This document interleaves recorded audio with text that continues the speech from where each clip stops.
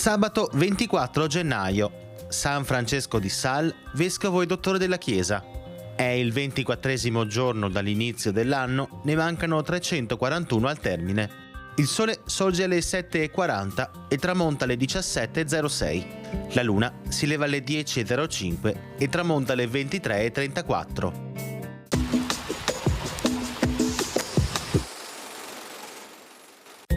Un decreto del Maggior Consiglio vieta agli uomini di mascherarsi da donna allo scopo di introdursi nei monasteri femminili per farvi multas in honestas e per dirvi verba turpissima.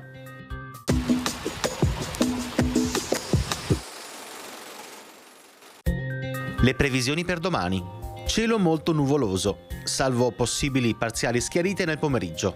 Precipitazioni diffuse già dalle prime ore fino a parte della mattinata, poi tendenza a diradamento delle precipitazioni a partire dai settori centro-meridionali e occidentali, con ulteriori fenomeni su Dolomiti e settori orientali della regione.